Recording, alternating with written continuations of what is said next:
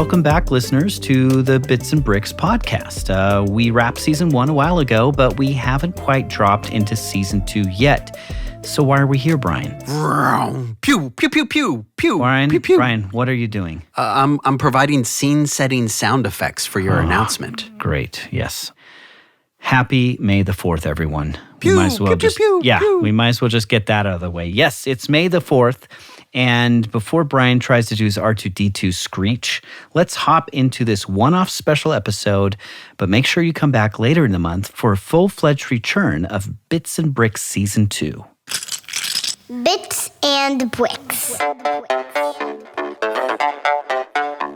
Welcome to Bits and Bricks, a podcast about all things Lego games. I'm Ethan Vincent. And I'm Brian Crescenti. Together, we look back at the rich 25-year history of Lego games, chat with early developers and seasoned studios who have all tackled the creation of video games for one of the most popular and respected toy companies in the world, the Lego Group. And race.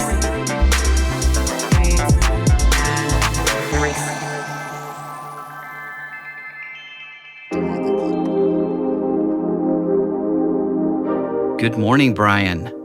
Hey, Ethan. How are you? I know you've been doing a lot of globe-trotting this month, so how are things? Oh, man, it's been kind of crazy. I've of course, been away from my home on film production, doing a little documentary series, and it's been almost 7 weeks. Wow. So I've spent all this time traveling around the U.S., even to New York, right? Yes. Yeah, that was great. It was, it's funny. We finally met and had a lovely dinner. I cannot believe that this month was the first time we have ever met in person in 2 years of working together. Yeah, just great to see you, man. And boy, that was a fantastic dinner. Good choice. Yes, the mousse. Oh. Yes, lava cake. Yes. I had the lava cake. It's probably too early, though, to be talking about delicious, delicious chocolate desserts. Yes, so what should we be talking about this week, my friend? Well, Star Wars, Indiana Jones, all of the George Lucas goodness rolled up neatly into a collection of digital Lego brick wonders. Yes, Star Wars, Indiana Jones.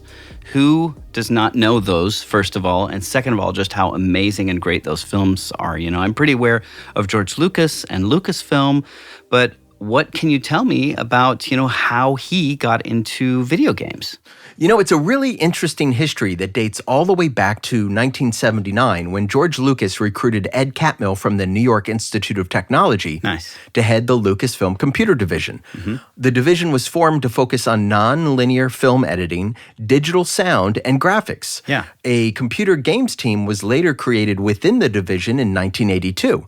And then in 1986, the graphics group was sold to Steve Jobs, who renamed it, well... Let me guess. Pixar? You got it. Pixar. Yeah. The folks behind Toy Story, Monsters Incorporated, The Incredibles, and on and on and on. Oh, yeah. I mean, the Pixar movies are amazing. And well-loved, of course. I think about the influence Pixar had on the early strategic product unit Darwin Group. You think about how they, looked at these early Pixar movies and said, hey, why don't we do that with the Lego brick? Why don't we do that with Lego DNA? Why don't we create a little Lego movie? It, of course, was a huge influence for them.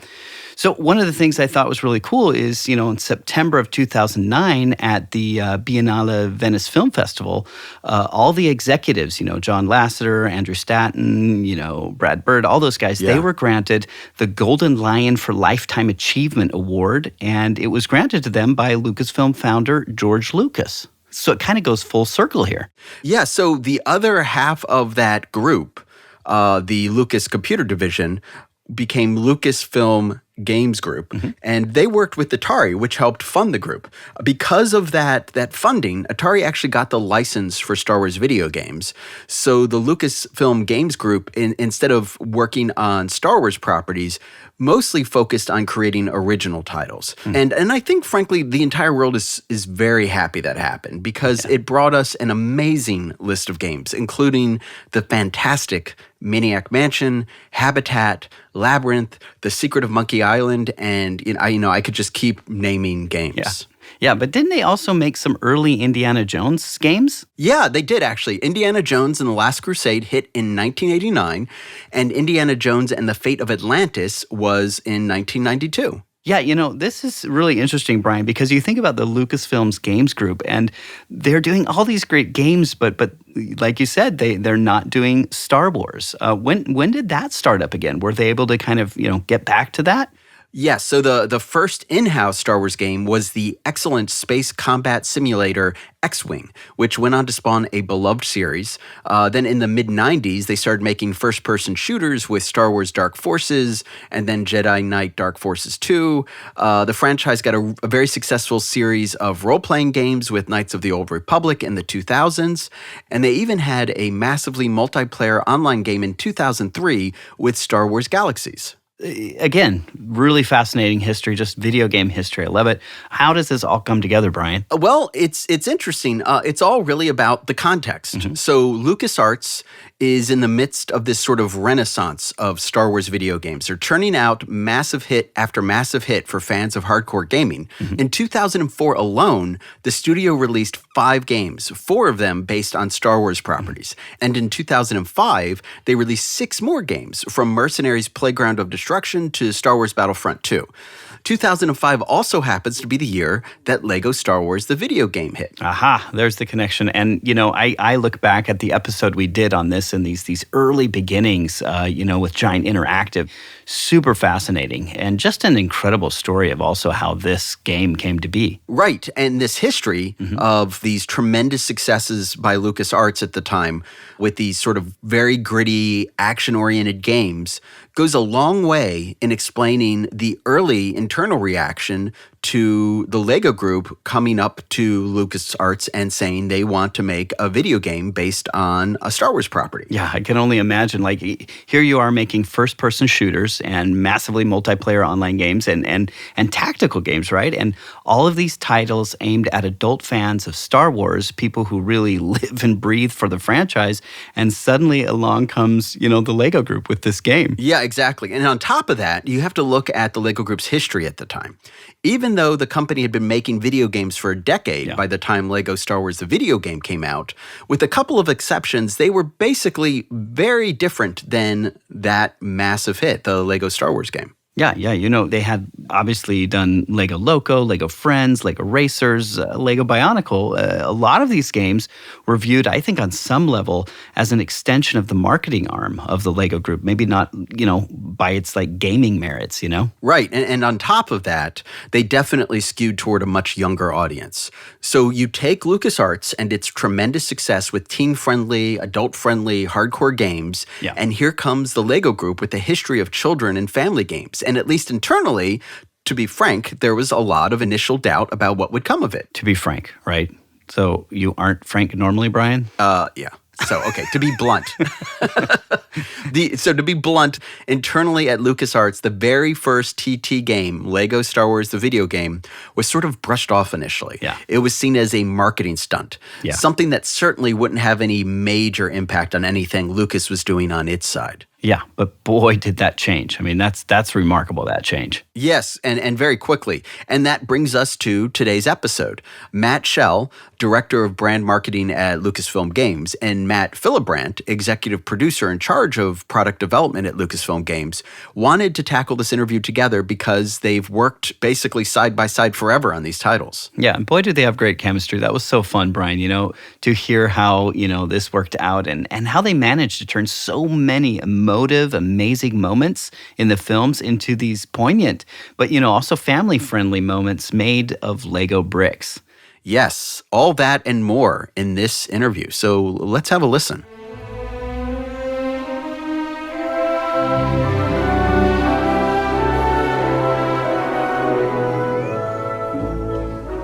My name is Matt Schell. I'm the Director of Brand Marketing at Lucasfilm Games. So I went to college for business and marketing and graduated and started working at a strategic design and marketing firm. And Sega was one of our clients. And I went to my first meeting there, and I said, "My God, I got to work at this place. This is the coolest job I've ever seen." And I got a job there and worked there for a little bit. And when my department was laid off, I said there's only 2 jobs that I think I could go to next that would make me happy. One of those was hosting The Tonight Show, which didn't seem like a real feasible option. And the other was working for Star Wars. And that was, God, probably 16, 17 years ago. And I've been here in a number of different roles throughout the last 15 years or so. I'm Matt Fillbrandt. I'm the executive producer in charge of product development at Lucasfilm Games. I actually worked at a law firm, but with the intention of going to law school. But after having worked with attorneys in a high-pressure law firm environment, I decided that probably wasn't a good path for me to take, and I wanted to try to get into something more creative. I was a huge video game fan, and so I had frequently been going to the Lucasfilm website, and lo and behold, a position opened up at LucasArts in the legal department. Had a lot of similarities with things that I'd been doing at that time in corporate law, and took a chance, applied for the position, and ended up getting it with the mindset of knowing that I wanted to do something else. I didn't know what at that time, but I just wanted to get my foot in the door at Lucas. And I made a transition over to production I started there back in 1999. So I've been with the company for now like 22 years, I guess. And it's been a great ride so far. When did you, both of you, I'm curious, when did you first hear about TT Games working on a Lucasfilm property? And what were your thoughts when you first heard that there was going to be this sort of team up and the Lego group was involved? Yeah, I think that's probably more along my timeline at LucasArts. This is Matt Schell speaking. You know, if you remember, we were working on all sorts of different games, flights games like Secret Weapons Over Normandy and Armed and Dangerous and the Old Republic games. And there was, one of my boss had come to me and told me that I was going to be working on this new Lego Star Wars game. And to be honest, I think we all were kind of like, Like that didn't make a whole lot of sense for us, given the other types of games we were working on, given what our audience looked like, given the direction of the company. And so that project came over to me primarily because it was really just a marketing relationship at the time. We were not publishing that game. So, we knew about TT. We had very few conversations, and mostly it was just about working on sort of that the creative elements for the game with IDOS, and working as more the license holders on the title, more so than we were from a production or marketing standpoint.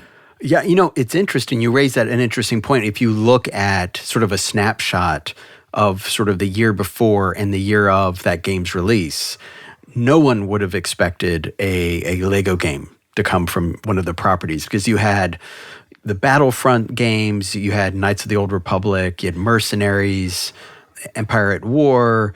So those are all T and up rated games that are certainly, like you said, they're sort of meant for a very particular sort of audience.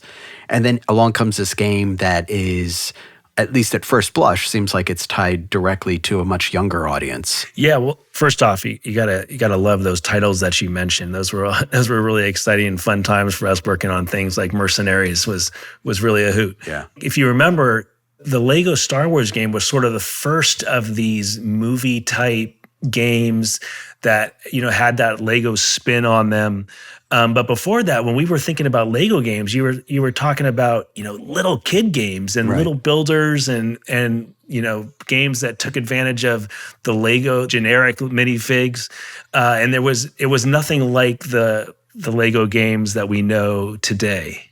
Yeah, no, you're right. I mean, yeah, there's obviously well before them, but Lego Island, and then there were like a bunch of other games sort of around that time, Lego Loco, Lego Racers, but they were all definitely sort of more tied to the theme sets and more tied to a much younger audience. So on the one hand, you've got LucasArts doing titles that are sort of much more teen and adult, and on the other, you have the Lego Group doing titles that are much younger and theme set themed, and then the output is something that doesn't match either of those, which is, I think, really fascinating. Yeah, I think anybody that says we heard about making Lego Star Wars the video game and thought, oh, this is going to be a huge hit and makes perfect sense, I'd be the first to tell you they were lying, because that was not exactly the first thought that any of us had. It took a lot of convincing. There were a lot of conversations that happened in order to convince us that this is really, going to be the match made in heaven, as it's turned out to be. Matt, this is Ethan here. I think that it's interesting what you said about, not too many people having that foresight about the potential success. But I also remember in putting another episode of Bits and Bricks together on TT Games that Brian and I heard the story of one of the producers at Lucasfilm Games getting these builds and looking at them, doing check-ins on them. And with every successive build that came in, more and more people were showing up to play it and crowding around behind this person, and by the end it was like a sudden realization, at least among the developers, that there's this really fun game there. And I guess my question is this an urban myth, or is that true? Yeah, I think that's true. I mean, we certainly grew with the game, as we were getting a better understanding of it and seeing how all this sort of magic came to be, that fun and tongue-in-cheek nature of the game, the whimsy of the game. You really don't understand it until you see it. It's not the kind of thing that can be described really easily and translates to something that makes people go, oh yeah, that's a great idea. That makes perfect sense. And so once people started getting their hands on it, seeing it, getting videos of the gameplay and the cutscenes, I think it really started to translate to something that made sense for all of us.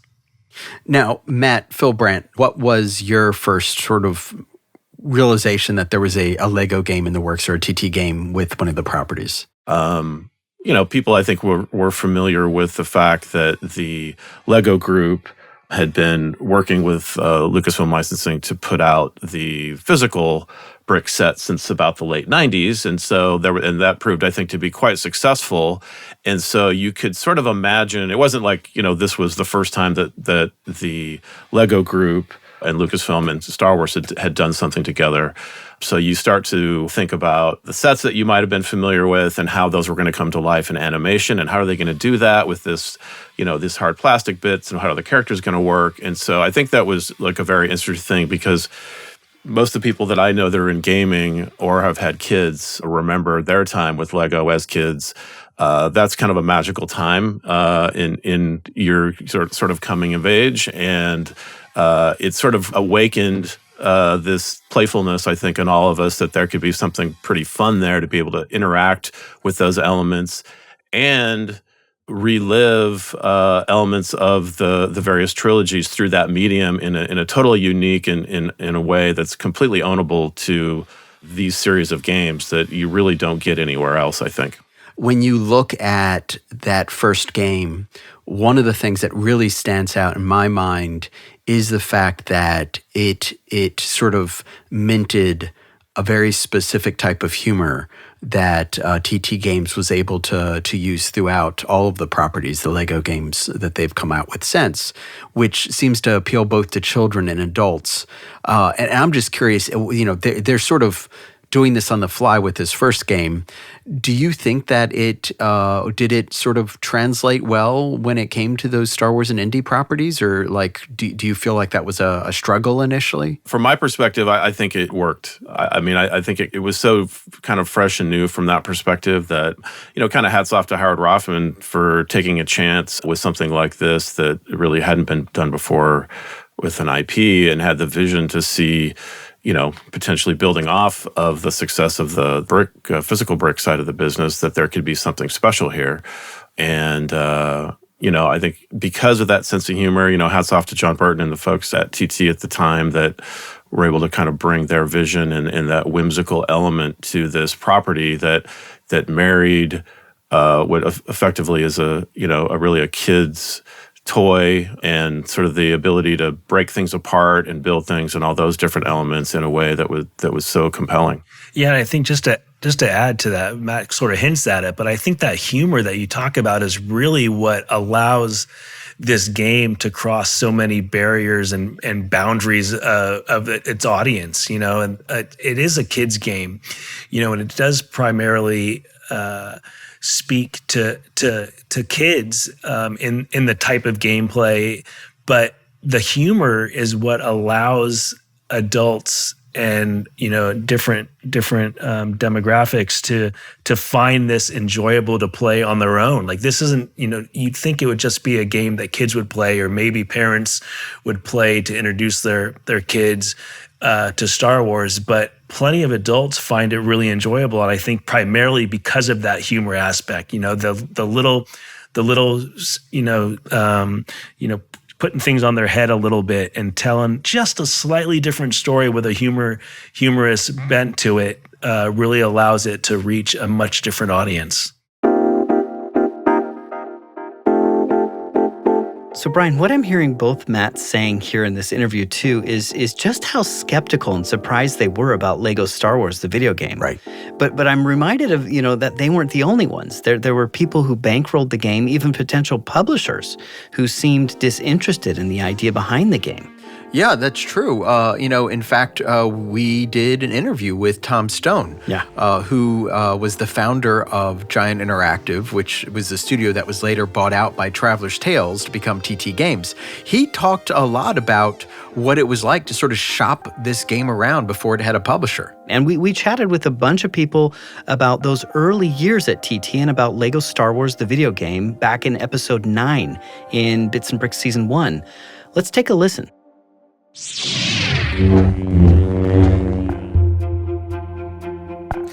It's easy to forget when you talk about game development how many people, how many ideas, how many long nights are involved in creating a game. Mm-hmm. Burton tells us that much of those core ideas tied to sort of the foundational work of this game and in turn sort of all the games that came after it came from people like John Hodgkinson and James Cunliffe and Jeremy Pardon. He said he liked the idea of having this having a lot of different characters in the game, each with their own abilities, because of something that he saw and played on an old ZX Spectrum, this old game called Thunderbirds. And so that's where some of that inspiration came from. So anyway, once the deal was made and Traveler's Tales were deep into development of the game, Giant Interactive still had one really big issue they had to solve, and that was they needed to find someone who could publish and disseminate their game to retailers around the world. We took a trip to Los Angeles and we met with THQ, we met with Activision, and we met with Electronic Arts. We had already previously met with Ubisoft and we'd met with Eidos. I think they were the 5 publishers that we met with. I then received a phone call from Activision at the time saying, really enjoyed the demo, but we don't think this game's going to succeed, so we don't want to be your distribution partner. I got a similar phone call from THQ saying, yeah, we think it's like an interesting idea, but we don't think it's that big an idea, so actually we don't want to be your distribution partner. And then because I'd worked for Electronic Arts, I thought, well, they'll be on board. We'd already worked with Electronic Arts on some Lego stuff. I thought they might be on board. They actually turned me down as well. So at this point, I was thinking, ooh, this could be interesting. So we've got this game that we were working on, developing it, and we're not going to be able to find a worldwide distribution partner. Anyway, Ubisoft and Eidos actually did say, they both said, we really believe in this and we'd love to work with you on it. And we decided to go with Eidos. Part of the reason we went with Eidos because they didn't have any other games, and we thought that they will give us all their attention, and we think that's really good for this. I didn't want to be 5th on the list at, let's say, an Activision or another company. I'd want to be at the top of their list. This is the most important game that we're going to release in 2005, and that was true for Eidos. That was their most important worldwide game. in 2005. We got attention in Japan. The game was released out over there. It got an incredibly powerful release in Europe, and they did a fantastic job in North America. So that's how that happened. While they were able to find a publisher eventually, it was touch and go. And for Tom Stone, it was very personal, Yeah. He had invested a lot of his personal funds and even put his house on the line to get the funding for Giant Interactive. And if they couldn't find a publisher, if the game didn't do well, there was a very good chance he would have lost it. But Stone said he kept his spirits up during those dark moments of rejection by going back to watch children test the game as work continued on it. I had young gamers coming into the cottage where we worked, and I just listened to their response, their reaction. They were screaming with delight as they were being able to be these Jedi Knights, slicing up the droids and anything made of Lego and fighting each other, and they were dropping out two-player gameplay. And I just watched them and thought, this game's going to be successful. I just know it. I could look at the reaction of these 8-year-old kids who are playing this game. They absolutely love it. Don't care what adults think. These kids love it.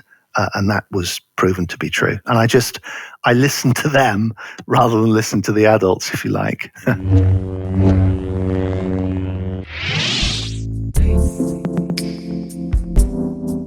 That quote there from Tom Stone, Brian, I love it how he talks about that experience. And there's a lot more to hear in that season 1, episode 9. So make sure you give that a listen if you haven't already. Mm-hmm. But now back to the two Matts, who are about to talk about stormtroopers in hot tubs and an award-winning commercial about a brick bowel movement so absurd that it required not one, but 2 swear bleeps. One of the things that, you both sort of touched on this sort of, there's this sense of irreverence that I feel like most people, if they came to Lucasfilm or came to any other IP owner, they would say, no, you can't do that. And the example I think of is, I think the very first, well, maybe it's not the first one I saw, but it was certainly the one that stuck in my head. There's a scene in, I think it's Lego Star Wars 2, the original trilogy, just a tiny little scene where you find these stormtroopers hanging out in a bathtub. And I remember when I saw that, first off, I thought it was hilarious, but like the very second thought I had was, how did they get that approved? And so I'm curious, was that a struggle? And when you saw these, were you like, oh no, we can't do that. You can't have stormtroopers hanging out in a hot tub. I can't speak to the initial approval of how it got in the initial game because I didn't work on that. This is Matt Fillbrandt speaking. Sometimes things like that it's not always obvious that it's going to be a gag or a joke that is necessarily going to work. I think the ones that we sort of have a philosophy when it comes to having humor with Lucasfilm IPs and our franchises is that we want to have fun with it, but we don't want to make fun of it. So things like that, I think it's the kind of thing that, at least from my perspective, you might think, well, stormtroopers hanging out in a hot tub doesn't necessarily make sense from the Star Wars universe, but because of the Lego, it sort of works. And then you're like, well, it's obviously being satirical that, you've got characters running around, there's mayhem all over the place, and you open a secret door, and all of a sudden you find a bunch of stormtroopers with their helmets on sitting in a hot tub just instantly is a great gag that's just funny. So I know that's one that we have brought back and done a bit of homage to in the Force Awakens games, et cetera. And so, when things like that work, you want to pay respect to them because they're so good. Yeah, I think I'll just add, our involvement back in 2005. This is Matt Schell. There was very little work for us to do other than, I joke, but I think my primary role in that title was getting the sticker approved, which had, the sticker that called out the film Episode 3, that the story elements from that movie were in the game. It was literally just a sticker on the cover of the box, and I think we worked on the key art. And as time has gone on, we're now involved with every aspect, every joke, every story element that's included in the game. And so at the time, early on, it was much more a consumer products play, and those humor and story elements that we included years ago, we now, are taking throughout the entire process, from creation of the story and the jokes to the implementation in the games. I have another question here. Do any of you have any sort of favorite surprising scenes or gags in the Lucasfilm Games library that have been churned into Lego games? There's tons of great moments in all the Star Wars games, but I think my favorite actually belongs to Lego Indiana Jones, and that's when the and Matt can tell a little bit of the behind the scenes of the story, but when they open the Ark of the Covenant and the disco ball comes out and everybody starts disco dancing was an E3 demo moment I'll never forget, and one of the more enjoyable moments for me as it relates to that franchise. Yeah. I mean, there's so many that it's really hard to say exactly which one is your most favorite. I think the ones that stick in my mind, that some of the things we've used in teasers and had show up in cinematics in the game too, there's the Kylo Ren gag where he, throws out his infamous lightsaber that has the 3 lightsaber blades on it, and of course it doesn't work and he rattles it and they keep going out different sides is a good one.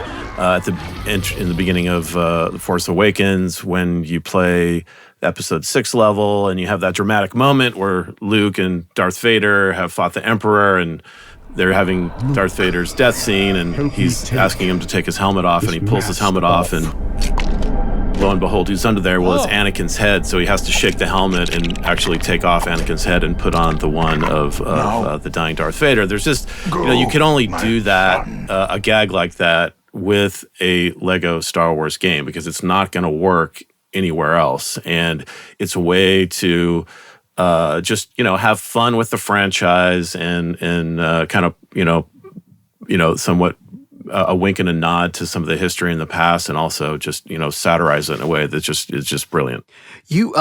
I've forgotten now which one of you was responsible for this in a good way, but you guys were talking about a ad that I think you even sent to me. I know you even sent to me, which is hilarious. But I'd love for you to describe it and explain. Did this actually air, this ad? Oh yeah, this definitely aired. And I'm gonna jump in before Matt Fillbrandt tries to take credit for my work, because I'm usually trying to take credit for his. So before he can even get a word in, I'm gonna say, this was absolutely me. This was Matt Shell talking. So there's no confusion. I don't want anybody to give anybody else credit, because this is one of the best moments of my career, I think, at Lucasfilm. And what you're referring to is what we very lovingly refer to as the Pooper Trooper spot. Nice. And this was one we were doing, 30-second spots for TV. I literally think I brought it up as a joke. I don't know about your audience here. Are we allowed to swear? You know what? We can beep you. So go ahead, Matt. Go ahead. Okay, well, I'm going to do it. I'm going to drop one here for you, because I literally said it would be funny if there was a way we could convey them to shit a brick, because these are Lego characters. Right, and it's like, it seemed obvious. How could nobody have ever come up with this before? So we worked with our agency to come up with a concept where the trooper literally, and if I remember correctly, one of the marketing pillars that we had for the game, I should have prepared better for this. I think it was Lego Star Wars 3, and we were touting the boss fights. We were trying to think of different ways to highlight the boss fights, which we were bringing to the franchise, which we hadn't really had before.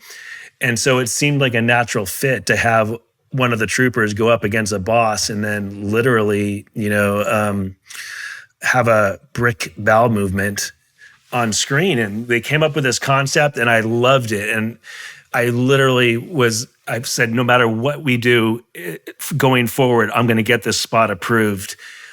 Most people probably haven't been to Lucasfilm, but we've got some beautiful, beautiful conference rooms at our campus, and our exec conference room upstairs literally has a view of the Golden Gate Bridge. It's sitting in the pristine Presidio. It's an all wood room with, big leather chairs, and it's like when you're a kid and you think of the most magical meeting you could ever have. It takes place in this room, and I'm in there, and Howard Rothman was in there, and our president at the time was in there, and a bunch of execs from Lego, and I had to present this concept, and I did what I said earlier. I literally presented as the character in a brick, and there was complete silence in the room, and I don't think anybody knew how to react. It took a lot of convincing in that room, but I came out with an approval, and it was all systems go. We literally went downstairs and started production, and when this thing finally aired, I knew we had a winner.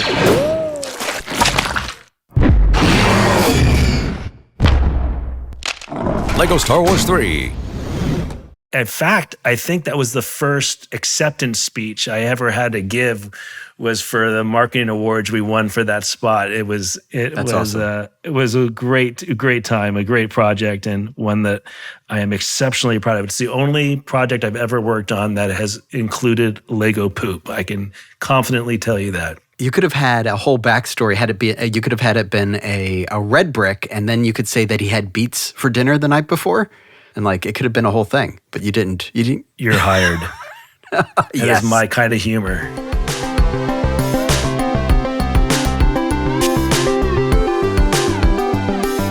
So I'd love to talk about Lego Star Wars: The Force Awakens, because I think there's a lot of interesting things that happen in there, and you have to tackle some pretty extreme scenes, including, spoiler alert maybe for someone out there, but you've got Han's death in the game. So how is it that you guys discussed that, and how you were going to turn that into something that wasn't either going to be too much for a kid's game or sort of make fun of a scene in a way that would belittle it in some way?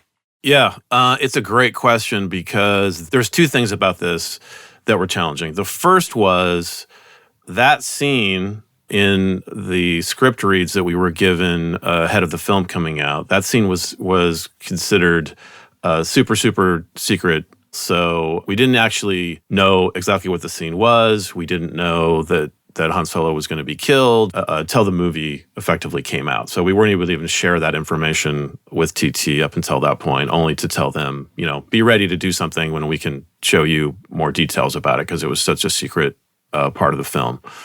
And then it was very clear. We had many conversations with Howard Rothman at the time and other folks about how do we handle this scene, because there was a sentiment that it was too soon with the game coming out so close to the movie launch, that trying to make light of it or have fun with it in too heavy-handed of a way was going to be kind of disrespectful to Han Solo's legacy as part of the franchise. So there was a lot of conversation around how to handle that. And if I remember correctly, there was even some issues with the Lego group side of it, where they have, you're not supposed to penetrate a minifigure. So because of the way that Kylo, spoiler, kills Han, we couldn't actually show it. And obviously it's very violent. So there's just so many different complicated elements to this. But I think in the final execution, and I can even remember, we would take trips out to the TT Fusion studio in the UK, and we'd be out to dinner at having a team dinner after a day-long meetings, and I'd be out on the sidewalk talking to Howard Rothman and Douglas about this scene specifically and what we could do with it and how we were going to handle it.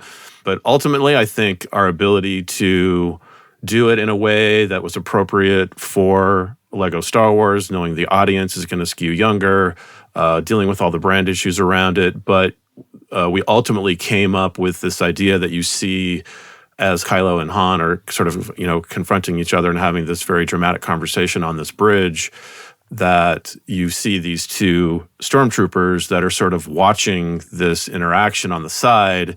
And when the final blow is dealt, one of the stormtroopers sort of swoons and falls over. So it gives it kind of a light touch, while still conveying some of the drama of that scene. And we used all the VO from the film because that game was the first fully voiced Lego Star Wars game that had been done to that point. And so it's sort of like you have all the drama in the performance from the actors, while obviously the Lego visuals accompanied with some of these other elements to try to take some of the serious elements out of it while getting it across. So it was very complicated. I think Brian and I have a bunch of questions here, but I'm curious, were there other plot points you had to hold back and not tell TT Games until the movie was out? And I guess, did that have any impact on production?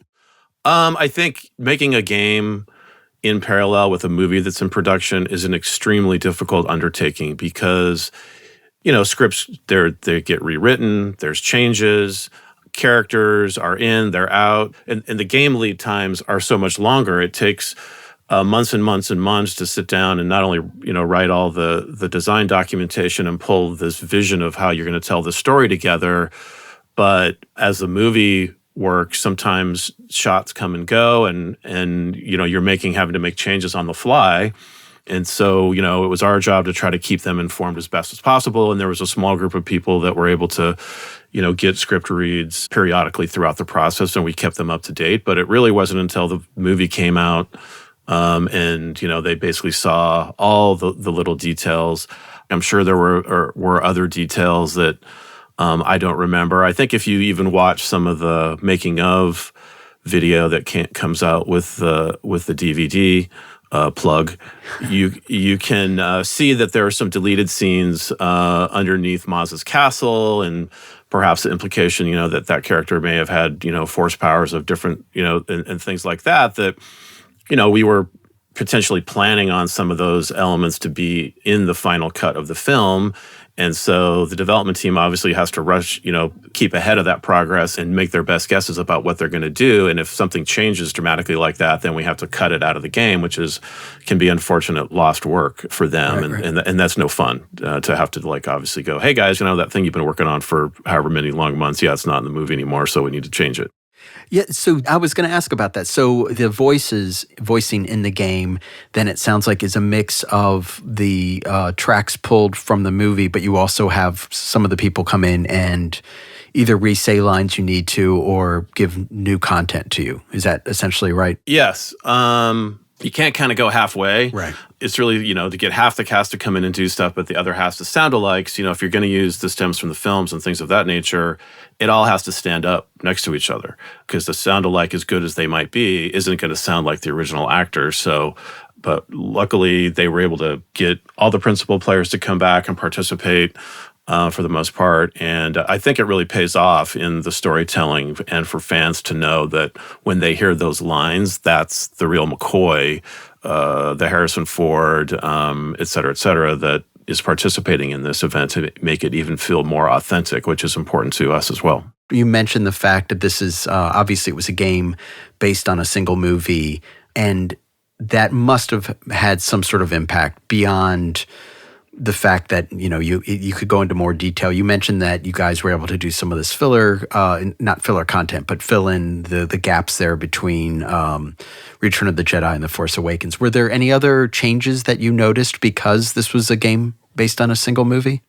The fidelity of the visuals was a leap forward for the Lego Star Wars franchise. Clearly, TT had been, doing that with other franchises, but in part, that's why I think, leading off with episode 6 was served multiple purposes, but was a bit of a, hey, look, if you remember what the complete saga and some of the previous Lego games where the classic content had been shown, look at what we can do now with this, the fidelity of the visuals, the storytelling. And honestly, the gameplay was a big conversation from the beginning in working with Mike Taylor and the folks at Fusion in how are we going to do something different? Because I think there had always been, at least in my recollection with the Lego Star Wars game franchise, is we were always kind of the first to do some of the new features that TT brought into their games. And so I think we were cognizant of trying to preserve that legacy. That's a big part of what Lucasfilm has been about as a technical innovation company in all forms of film and TV and things like that, and what kind of new gameplay elements can we add, and we were able to do that with sort of cover-based gameplay, which hadn't been done I don't think, in any Lego games at that point. And so it was really trying to push on, all different areas of the game to make it a great experience and a retelling of the film and authentic from that standpoint, but just to be a great game in itself and push the entertainment quality level up as high as possible.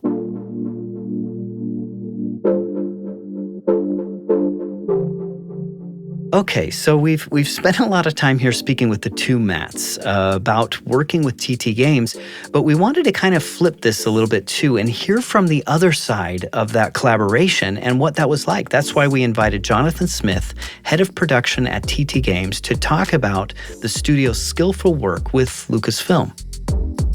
What has it been like working with Lucasfilm and these amazing properties? It's one of those questions that you ask, it immediately captures so much of my life and the life here at TT for all of us over so many years that no immediate word is grand enough, big enough, wide enough, deep enough to be able to respond without immediately sort of spiraling into encompassing everything that's come since the very first encounter on which so much of what we've done since has been founded with Lucasfilm and Lucasfilm Games for Lego Star Wars way back in 2002. So my hesitation there speaks to the depth of feeling that all of us have for that relationship, how important it's been for us, how proud we are to have been given the gift of that relationship,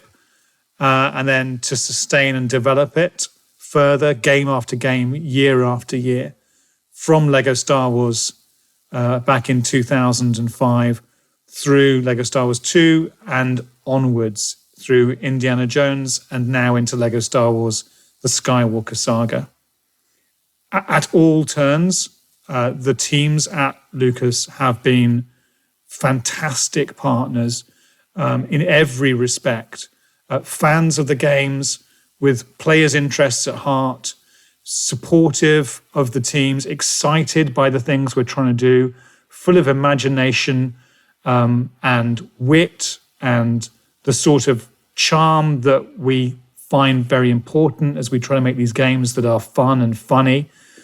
And it's been nothing less than a delight to have their support and to be able to draw upon their expertise, not only in general terms when it comes to making games that are good and right and fun, but of course in particular when it comes to making games that are deeply rooted and expertly connected to the wonderful, wonderful universe of Star Wars. So it's interesting. Obviously you all have worked on quite a number of Lucasfilm properties.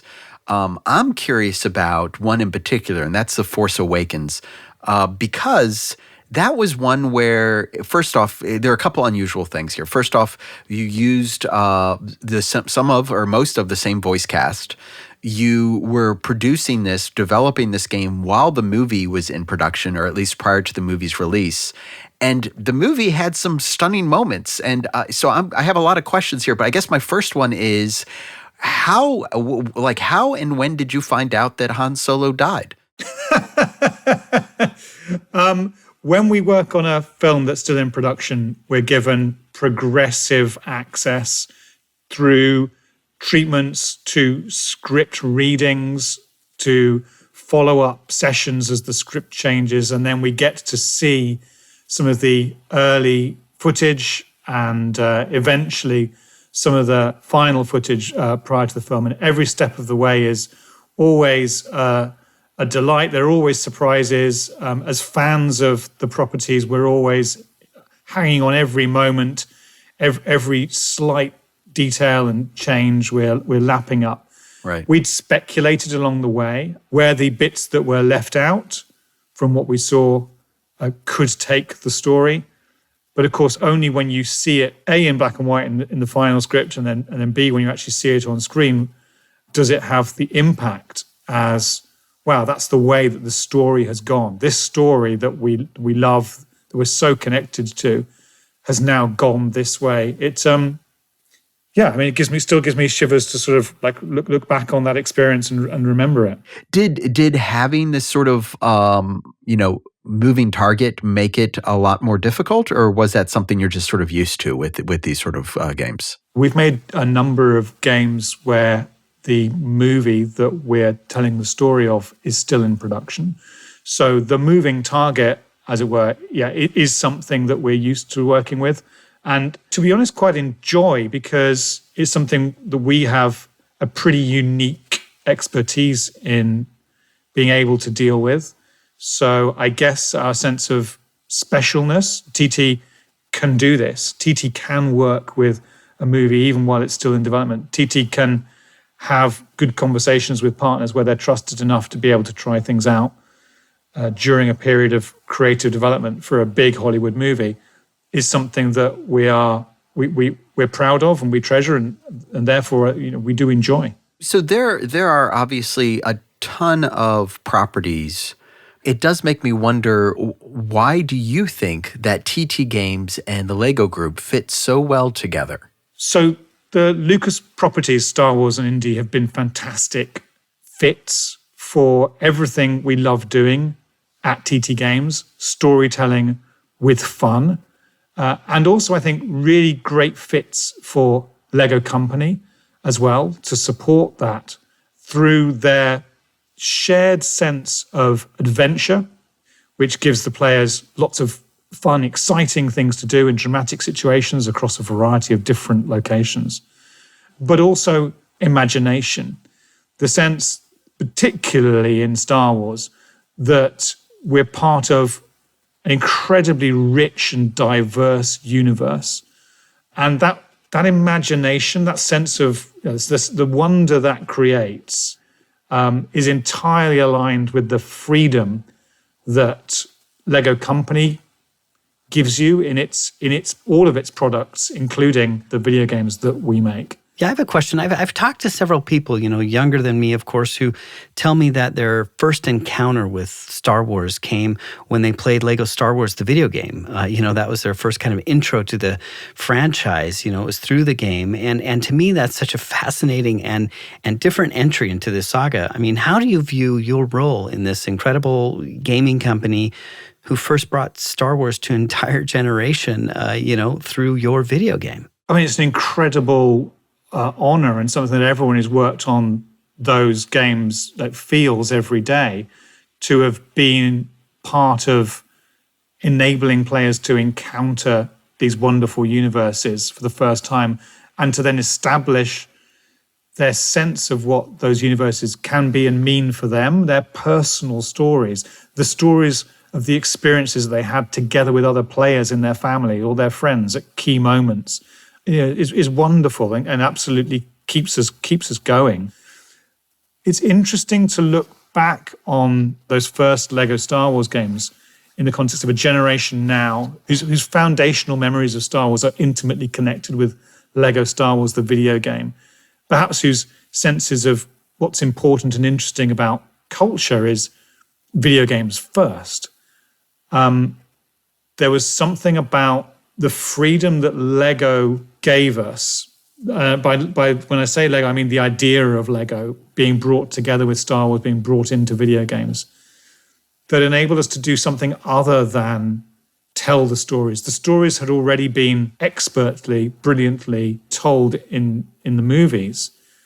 What the video game space enabled us to do was to incorporate those stories into a wider sense that put the player at the heart of an adventure into those universes.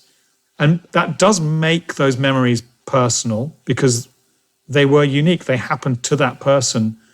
It wasn't the same version of those stories played in every cinema for every player of the game. Everyone went about that game exploring it and discovering it in their own way. And that's something that is really special, is special to the medium of video games. And again, that we're really lucky to have been able to be a part of. I have one last question, Jonathan. This is a personal question. Star Wars or Indiana Jones? Star Wars means so much because that's where this Lego game adventure for TT began with Lego Star Wars. That was, for me personally, also the game that I played first with my children when they were youngest. We love Indiana Jones. We rewatch the movies regularly, but we remain, all of us, really active fans of Star Wars as a family. So while I love them both, my heart and my personal sort of experience is deeply, deeply bound up with Star Wars. We're obviously at the moment deeply, deeply bound up in that universe, finishing Lego Star Wars, the Skywalker saga. So our imaginations and dreams are very, very much occupied in that galaxy far, far away.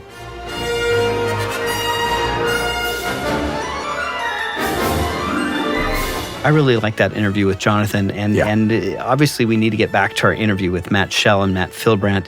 You know, the two wrap things up with the discussion of the surprisingly influential power of a Lego video game, especially, as Jonathan put it, in a galaxy far, far away.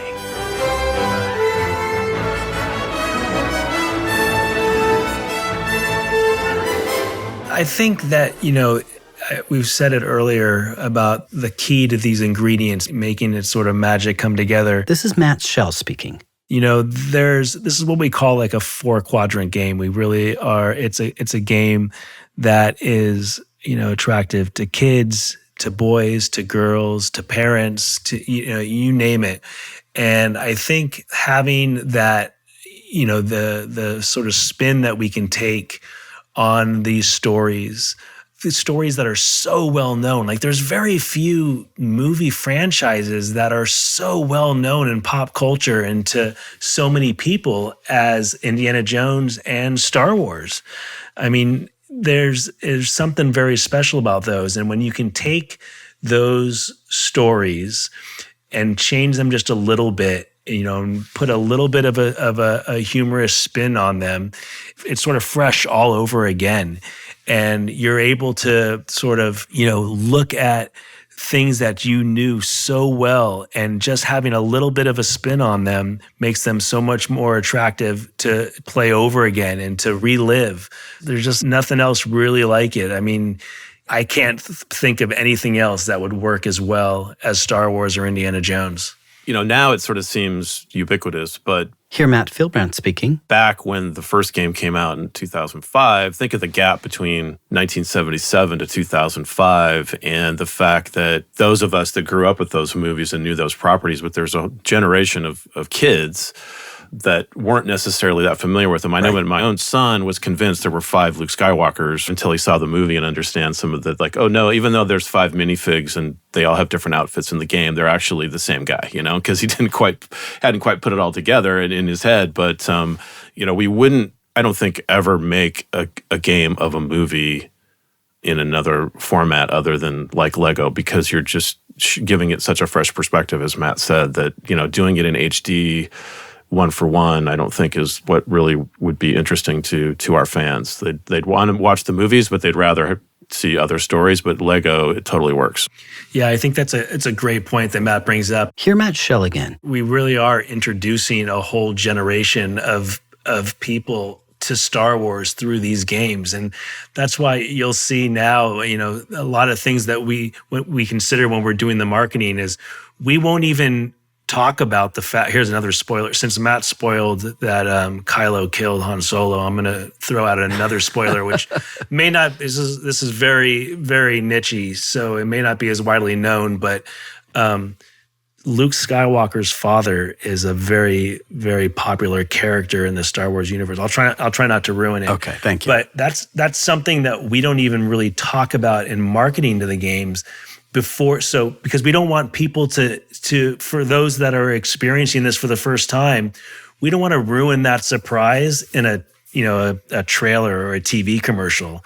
We want kids to be able to experience that for themselves. We want parents to be able to share that moment with their kids, because we know a lot of kids have not seen the movies and they are experiencing and learning about Star Wars through these games. Yeah, it's interesting. I have a son who's now 19, And he grew up playing these games. And for him, he definitely played the games before he watched the movies. And in fact, we'd played the games together and then we would watch the movies because that was what sort of made him interested in both Star Wars and Indiana Jones.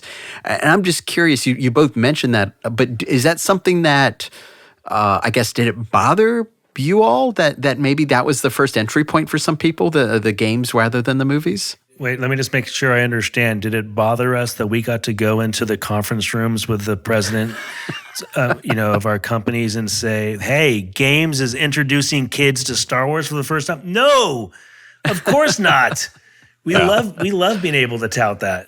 Yeah, I mean it's amazing. I have heard, again, not anecdotally, that it has done a lot for at least a certain generation of gamer and of film watcher, I guess, when it comes to exposing children to, and not just to the movies, but also to some Lego toys. Like those games were sort of the entry point to both those worlds, which to me is so interesting. Yeah, I mean, that's absolutely true. We've seen it go in places like E3 and Star Wars Celebration, where you're able to talk to the fans and talk to families and hear their stories. We know this is a fact that this is Star Wars for them, right? Until they're introduced to the movies and TV shows.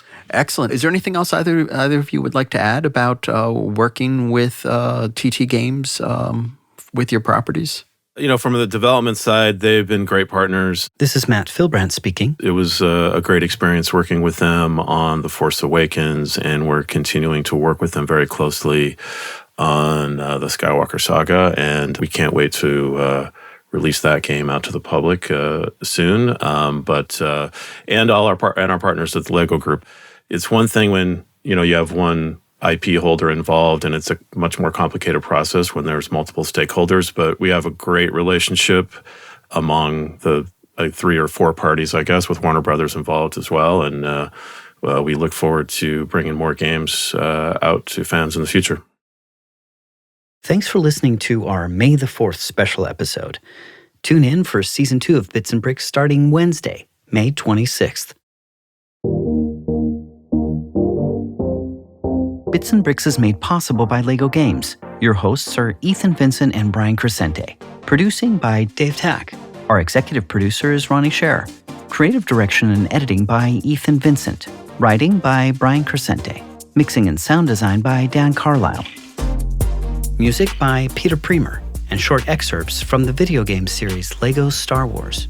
We'd like to thank our participants, Matt Fillbrandt, Matt Schell, and Jonathan Smith. Additional voice from Tom Stone from episode 9 of Bits and Bricks. We'd also like to thank the entire Lego Games team. For questions and comments, write us at bitsandbricks@lego.com. That's bits, the letter N, then bricks@lego.com. And as always, stay tuned for more episodes of Bits and Bricks.